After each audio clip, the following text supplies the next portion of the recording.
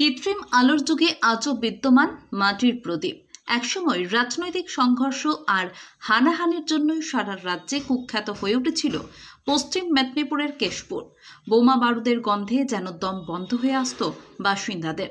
অথচ এখন সেই কেশপুরই আছে সম্প্রীতি ও সহাবস্থানের গ্রাম আকুলসারা। হিন্দু মুসলিম মিলেমিশে প্রায় 180টি পরিবার বসবাস করেন এই গ্রামে। 70টি মুসলিম পরিবার চাষবাস সহ নানান ব্যবসার সঙ্গে যুক্ত। বাকি 110টি হিন্দু পরিবার বিভিন্ন পাড়ায় বিভক্ত: মাঝিপাড়া, মালাকারপাড়া ও কুমোরপাড়া। কুমোরপাড়ার লোকজন তৈরি করেন প্রদীপ, দিওয়ালি ঘটসহ নানান জিনিসপত্র।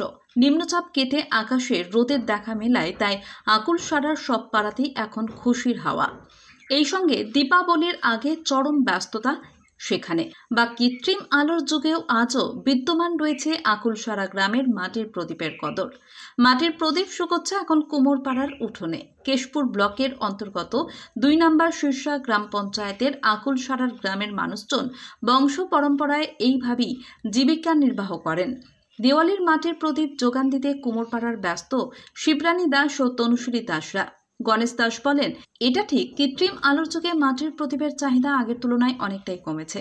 আগে যেখানে বিভিন্ন জায়গা থেকে হাজার হাজার অর্ডার আসতো, এখন সেখানে অর্ডার আসছে 300-400। তবে বংশ পরম্পরায় এটাই আমাদের প্রধান কর্মসংস্থান, তাই সেই কাজই করে চলেছি। এখন চাহিদা আছে, এখন পূজা যেটা বেশি তো চাহিদা।